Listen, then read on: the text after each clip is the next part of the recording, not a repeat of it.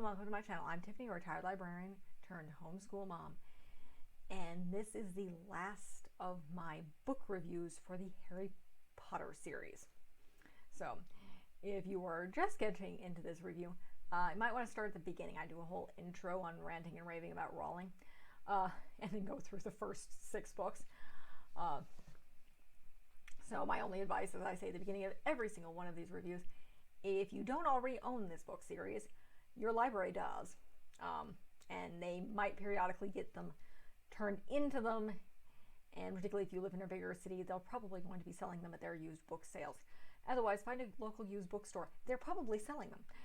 People get rid of these things all the time because they were extremely popular, and now people are pissed off at Rowling for good reason, so they might be getting, there's a lot of people who are getting rid of them, or they're downsizing, they're not having kids, they don't want these books. So you're going to be able to find them all over the place, most likely. I already own them. So this is Harry Potter and the Deathly Hallows, the final book in this book series. Now, as I have mentioned in my previous review on book 6, I don't know the last 3 books very well because I don't like them. I hate book 5. The only reason I happen to have any interest in book 7 is I like the epilogue. So I'll reread the epilogue over and over again. So this is similar to my last 2 reviews, a little meandering because I do not know this book very well. It's very long. Rowling gets into some very interesting stuff in this book. So again, what's going on in this book, this is the only book that doesn't place you don't get a lot of Hogwarts here. Harry does not go back to school until the very end, and then it's a battle. So it's the very end of a giant battle. So this book starts off with basically Harry leaving the Dursleys going into hiding with the Order of the Phoenix because Voldemort would probably kill them, and Voldemort has taken over. So he's basically, everything's gone crazy. So they're taken away. You see Dudley actually becoming nice in this book. He leaves tea outside Harry's bedroom door because he realizes nasty things happen, and basically things are scary and things are real because Voldemort is killing people, and it's all over the news, and things are very, very bad, and he's realizing his safe little life, and he's not going back to school either because they're going into hiding and things are getting bad, and he's realizing Harry's not the horrible person he thought he was. So Dudley's actually becoming a nice human being in this book. You get a brief look at that. And then, of course, Harry is taken away by members of the Order of the Phoenix. This book starts off very sad. Hedwig is killed, and then Fred's ear is blown off. So the twins have become part of the Order of the Phoenix. I don't know what's going on with Percy. Percy kind of disappears after, I think, book 6. Because he was very much on the side of Fudge and hiding things, and it turns out things are crazy. So at the end of book 5, but Percy kind of disappears. But all the other brothers are part of the Order of the Phoenix, except for, of course, Ron, because they're still in school. But it also, after that, it starts off with Bill Weasley marrying the Vila from book 5. So you get to see Fleur Delacour shows back up. Apparently and both Ginny and Molly hate her. She's trying to improve her English. Bill had left Egypt around after book 4 to start working at the bank so he could be around to help with the order. And Fleur wanted to improve her English. So they're getting married. That's the other part of how this book starts, is the wedding of Fleur Delacour and Bill Weasley. Now, at the end of the last book, something I didn't mention in the review, Bill is attacked by a werewolf in human form. So his face he's been badly scarred. Apparently now likes red meat. But he doesn't turn into a werewolf because the werewolf who attacks him, who was the werewolf who bit Lupin, was in his human form. He wasn't a werewolf at the time. So he doesn't turn into a werewolf. So, which is kind of interesting. But that starts off with the wedding, and Hermione having essentially wiped her parents' memories of her existence in order to protect them and send them off to Australia to protect them from basically the war.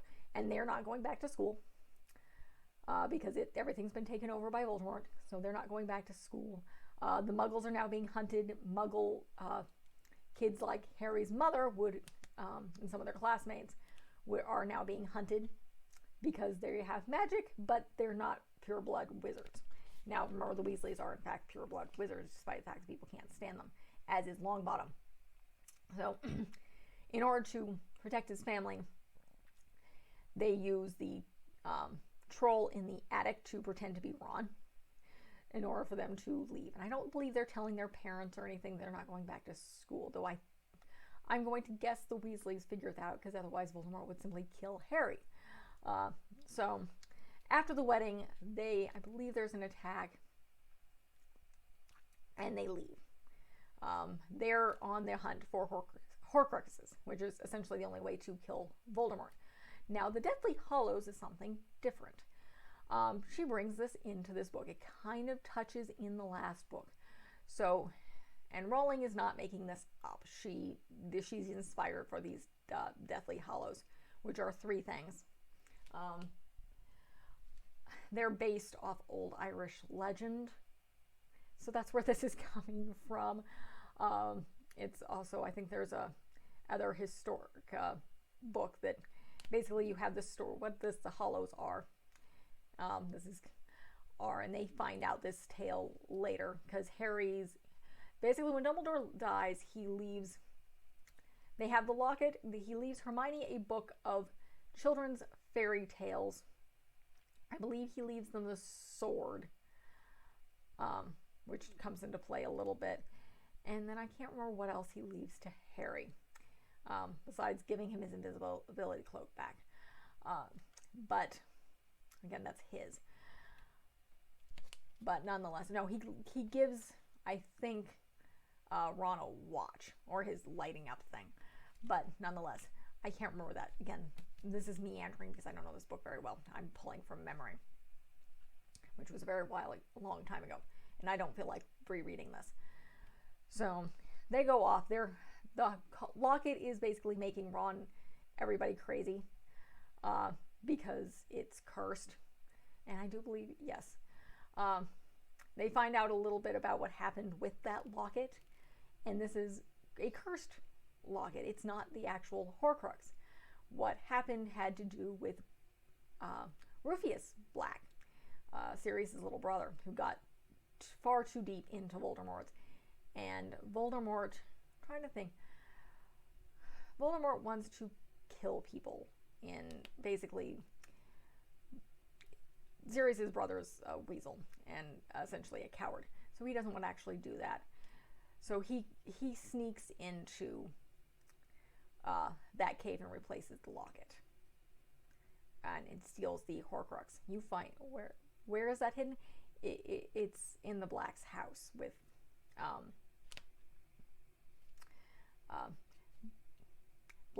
the Black family house elf, whose name I cannot remember, who now technically, as of the last book, it belongs to Harry. So Harry owns Grimmauld Place and is technically this house elf who was working at the last book. He ends up at Hogwarts because he technically belongs to Harry, and he doesn't want to be released. It would give him a heart attack. His family is used to being killed when they become useless and mounted. Yeah, house elves are funny. I'm not going into that.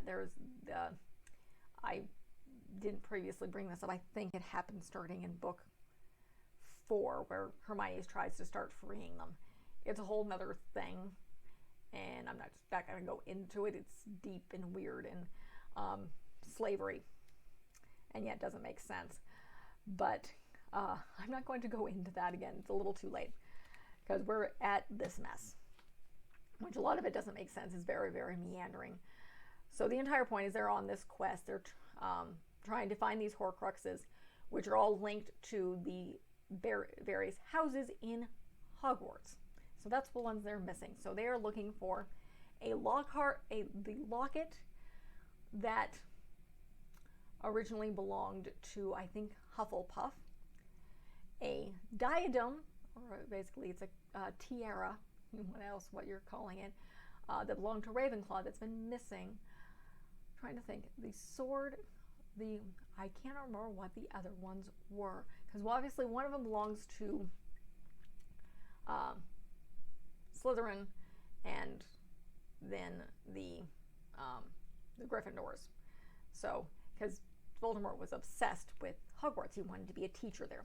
But, crazy. He wanted actually access to the Chamber of Secrets. But nonetheless, because he was a Parseltongue, and he wanted power. So that's what they're hunting. They're hunting these various things. I believe one of them is actually there's a ring there, which actually turns out to be one of these hollows, or it contains one of the hollows. So they're on the hunt for basically Horcruxes and trying to destroy things, and they're hiding from Voldemort's people, and they get captured at one point in time by Bellatrix, and they're imprisoned, and that's how Wormtail dies, because Wormtail has a fake hand that essentially he briefly thinks about betraying Voldemort, so it kills him, because he owes Harry his life. So that comes back, if you remember from book 3. So that's how Wormtail dies, essentially. Harry had saved his life, so he feels a brief thought of actually helping Harry, and then Voldemort's hand kills him. So, because that was his most loyal servant. That happens. They escape. I believe Hermione is tortured. So this book gets very, very dark. They escape. He has some issues with Ron, because the locket makes Ron very, very jealous. And Ron has started to fall in love. Him and Hermione, I think, get together in book 6. Because Harry periodically, Ron's also pissed off at Harry, because in book 6, in order to protect her, Harry breaks it off with Ginny, only I think she realizes why he's doing it and hasn't actually given up on Harry. She's back at school with Neville and trying to fight off how horrible it is at school, and the darkness, and how they're learning the horrible curses, and they're being tortured, and horrible, horrible things are going on at the school. Luna is kidnapped, and that's how they find out about the hollows. So that's where this comes in. They go to Luna's father, who's a little flighty and a little weird, and she's actually been kidnapped. So I believe they rescue her at some point, but they find out the story of these deathly hollows, which for some reason Rowling throws into this. The hollows, again, they're connected to old Irish legend and Celtic legend, where you have a ring that is basically it's part of the earth, and it's basically, you get all 3 of these. You have the ring, you have Harry's invisibility cloak, and then you have a chalice. So I think there might be a sword, but I think it's just these 3 gifts.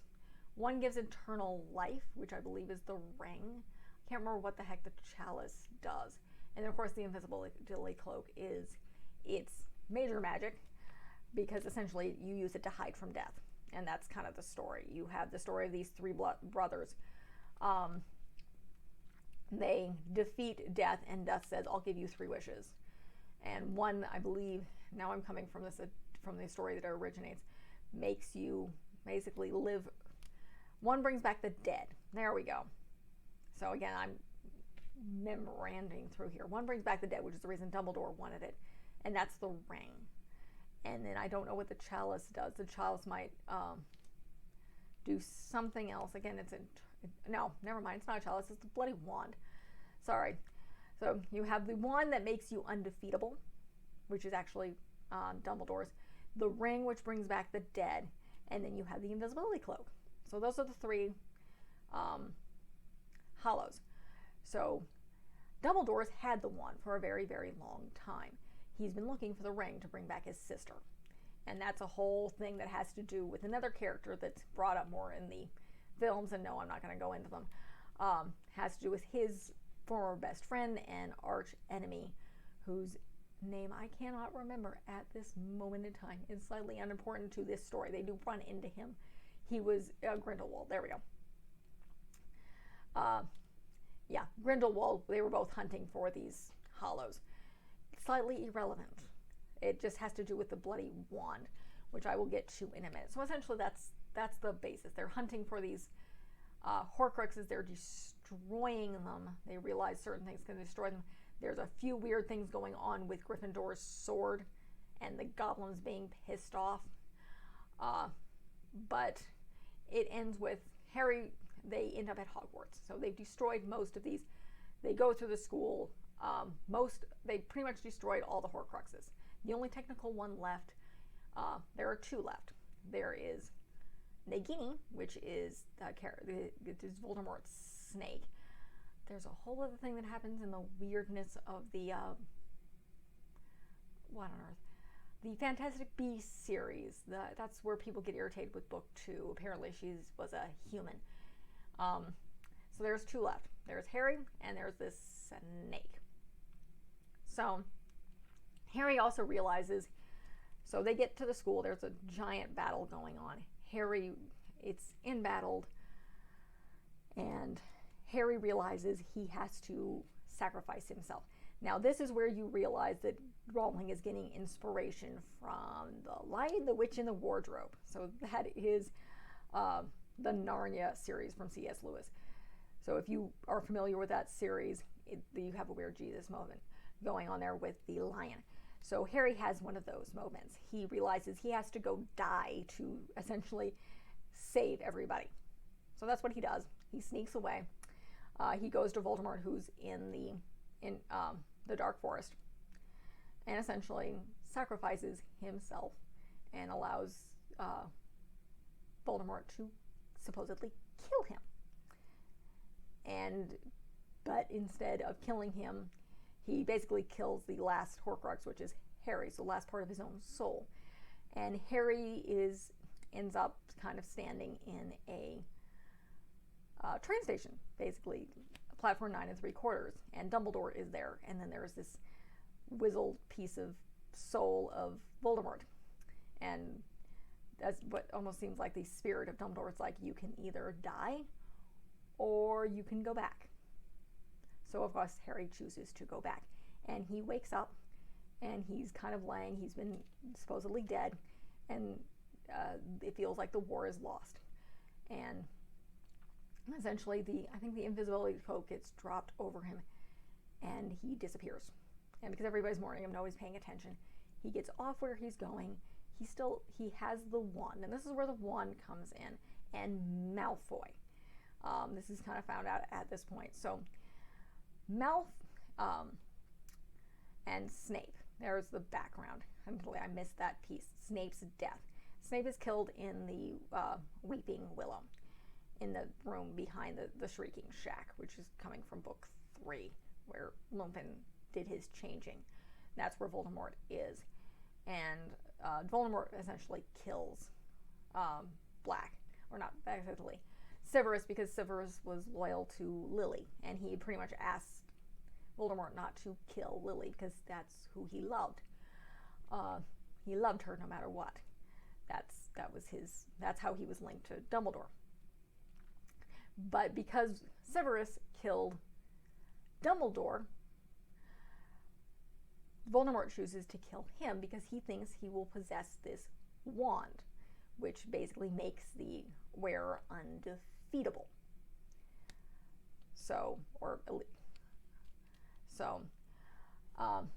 That's what he thinks. Because Dumbledore, he has stolen this wand, but he can't control it. So he kills Severus, thinking, okay, now, because Severus was the last person to basically defeat the wand's owner. So he thinks Severus is the master of the wand. The problem is, Severus wasn't the master of the wand. In book 6,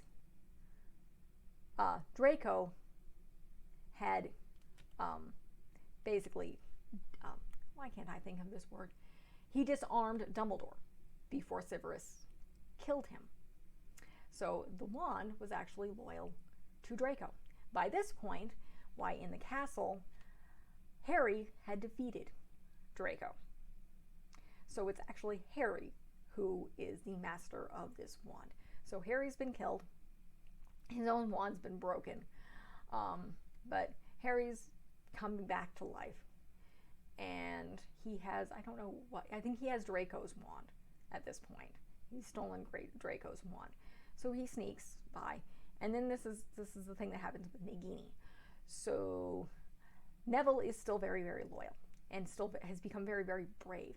And he will continue to put up resistance. So Voldemort tries to kill him. He gets the sorting hat and pulls it over his head and sets it on fire.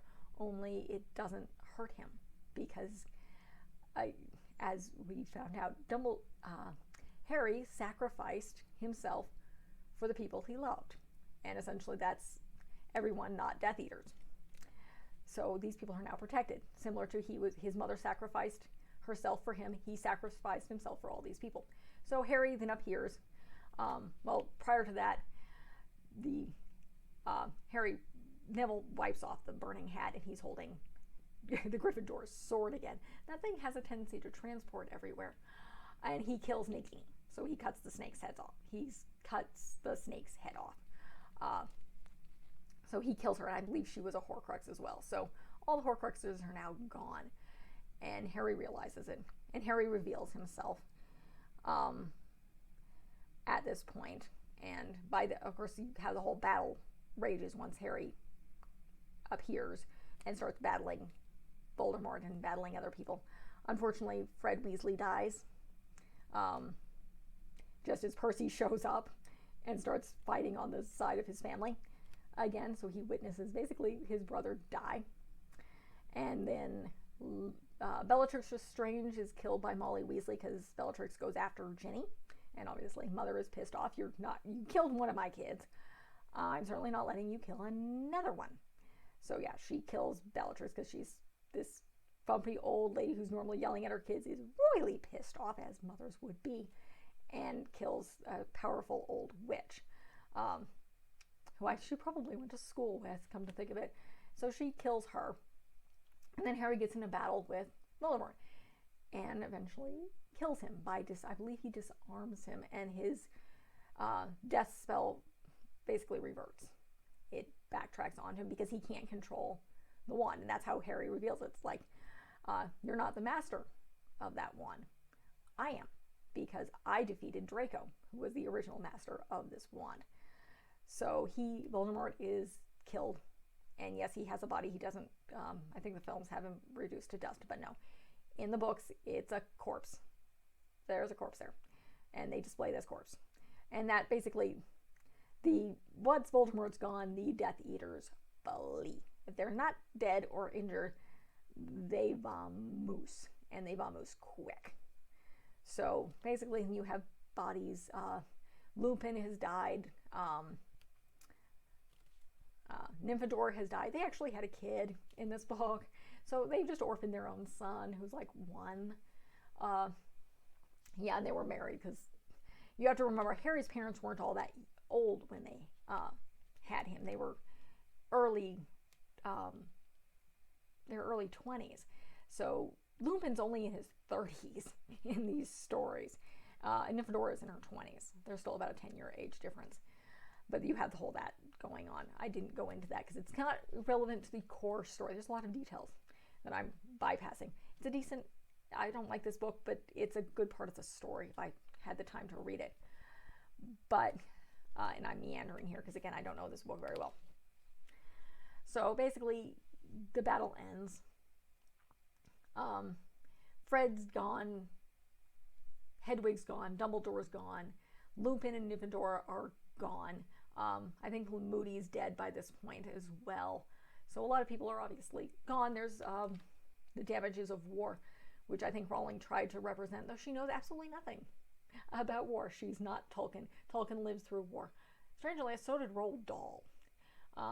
But nonetheless, back to the end of this very, very heavy book. And it's a very heavy book. It's very hard to hold up at this point. That's the reason I keep using my other hand. So they're laying out the dead. Both sides. Voldemort's corpse is out there. And essentially, Harry, Luna's there. Another person who dies, somebody I haven't brought up very often, Dobby. Dobby dies helping them rescue them from Lestranges, and he's killed. He dies in Harry's arms. So he's an important character throughout the books because he helps Harry a lot throughout the books. So his death is heartbreaking. There's a lot of deaths in these books. That's the reason these things become very, very depressing, because a lot of people die, particularly in this book. This book starts, it starts with book 5, but then people start dying quite a bit. And again, Fred Weasley dies at the end of this book. And so is Lupin and a bunch of other people. So it ends. Kingsley Skybolt, who had been, I believe he's an African-American wizard who's part of the Order of the Phoenix. He's put in charge of everything.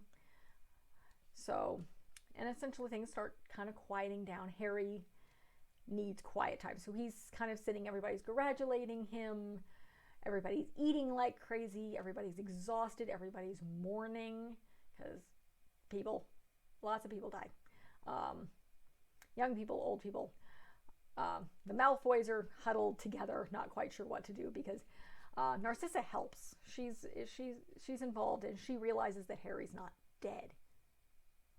That's the other thing, is she realizes when they're bringing the body that Harry's not actually dead. And she's the one who covers him with the invisibility cloak. Because all she asks him is like, is my son alive? It's like, yeah, he's not dead. So the Malfoys survive. They don't quite sure what to do because they were kind of in between. Snape is dead. My favorite character, who I don't bring up a lot in these reviews, Minerva McGonagall, is not dead. And I believe she becomes the head of the school. But Harry's, Luna sits next to him. I don't bring her a lot, but she shows back up. She's part of the battle. A lot of people are part of the battle. Some people come back to the school for the battle. But she basically distracts people so he can get under his invisibility cloak and basically get away. He goes and he gets Ron and Hermione and talks to them. He repairs his own wand, and it's like, I'm gonna leave this wand back in the tomb with Dumbledore, so when I die, its power is released. And then he actually had all of these Deathly Hallows, because he had the ring, which contained the stone, he had the wand, and he had the invisibility cloak. He had all three. He could have been all powerful. After he Pseudo died, and he talks to Dumbledore, it's like, I lost the stone or the ring in the Dark Forest, and essentially it's disappeared. So, and it's like, that's where it's going to remain. And then, so essentially he's giving it up. And that's kind of the story of the Deathly Hallows. You had the three brothers. One gets the wand, one gets the ring, and then the younger brother gets the invisibility cloak. Both of his other brothers are defeated because the wand, it says you can't be defeated, not disarmed. That's the trick. So essentially the original brother who had it, of these brothers, he was disarmed, then he was killed. So, and then that was the first brother. The second brother brings back his dead fiance, and essentially she's a ghost. So it's depressing, and essentially he eventually commits suicide. And then the youngest brother, who asks basically to choose when to meet death again. And that's how he gets the invisibility cloak. So he says basically when he's old and he's lived his life, he takes off the coat and greets death as an old friend. So essentially that's what Harry chooses to do. He will pass his cloak on. It was passed through his family line. That's how Harry gets hold of this invisibility cloak. It's passed through his family line, through his father's side of the family. So that's how at least the initial part of the story ends. So Voldemort's gone, giant battle, everybody's calming down. Harry's kind of talked to his friends, gotten away in a quiet corner, kind of told them what he's going to do. He's in mourning as well because they've lost friends and they've lost family. And Essentially, that's how this part of the book ends. Then it goes to the epilogue. Now, the epilogue is a lot of people love and hate it. Some people hate how they wish it didn't exist. I like the epilogue. This is the only part of this book I read quite a bit of. So I love the epilogue. So the epilogue of this story is their happy ending. It jumps 19 years later. Harry and Ginny are married. Ron and Hermione are married. Strangely enough, Bill and Fleur have a daughter. Lupin's son, Teddy, is all grown up. So it's them at 9 3/4. So Harry has 3 kids. He has 2 sons, James and Albus, and then a daughter by the name of Lily. So and Ginny, I believe he's an Auror. So is Ron.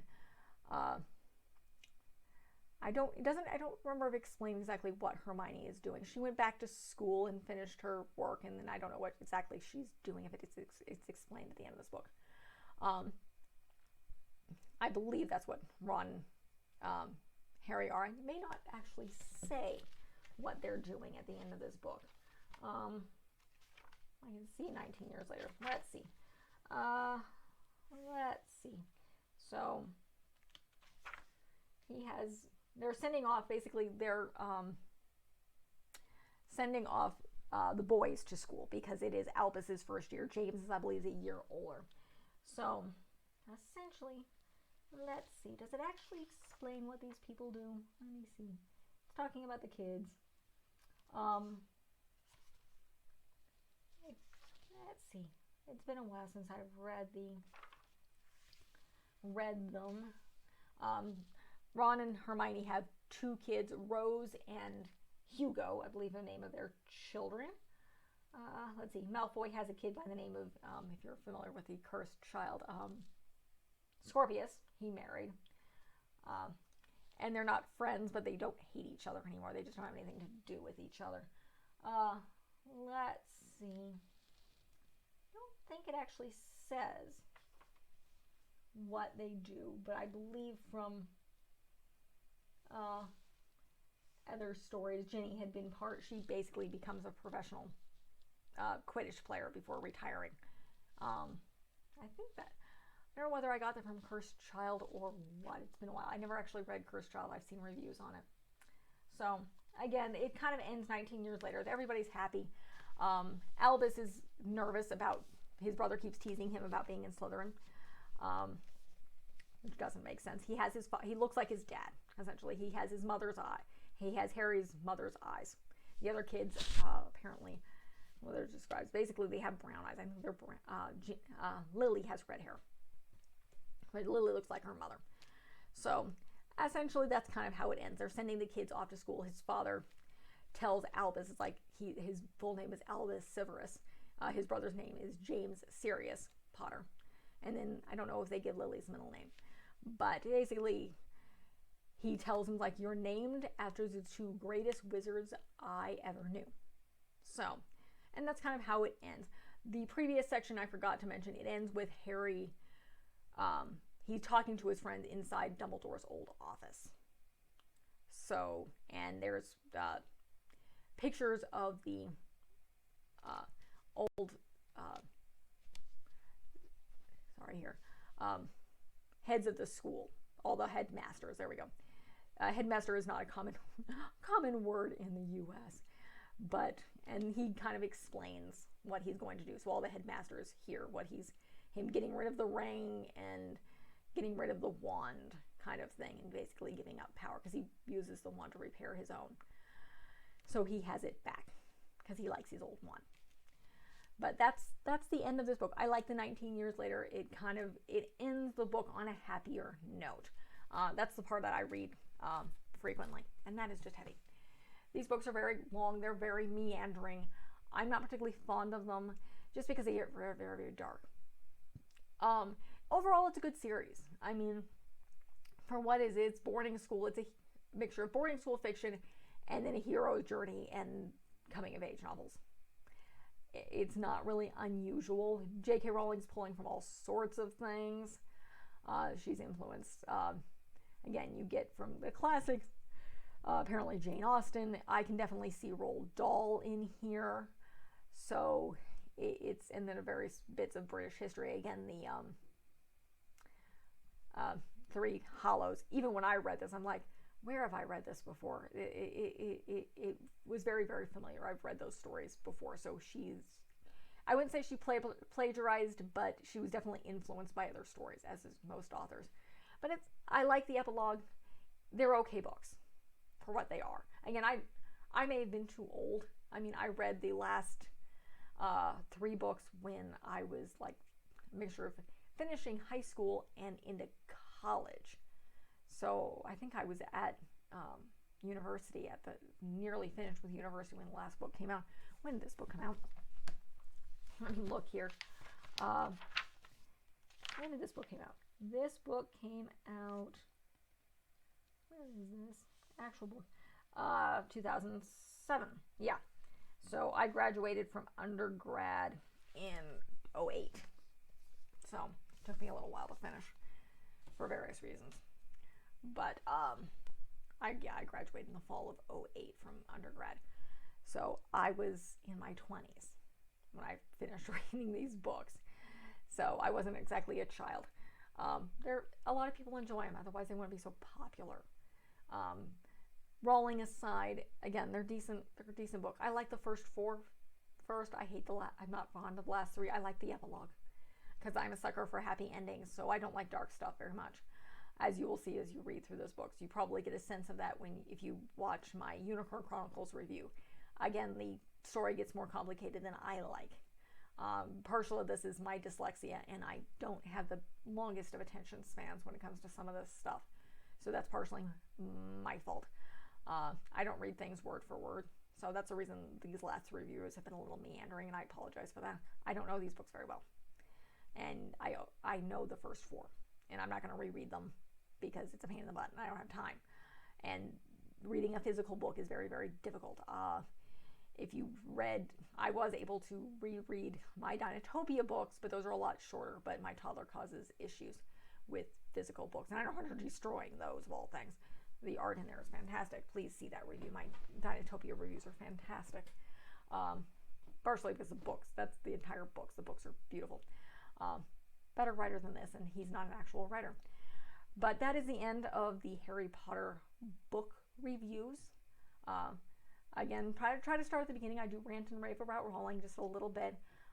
Don't buy them new. That's how you don't support her if you want to read these books. Obviously, it's not a requirement. They're decent books for what they are.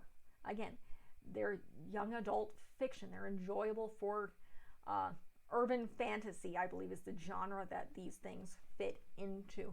And I happen to like magic. I mean, at the time, I was practicing neo-paganism when I read these books. No, these has absolutely nothing to do with it. There's a lot of weird alchemy and history and stuff in there if you want to digest them. And there have been entire college courses on these things. Otherwise, there's a lot to digest in these books.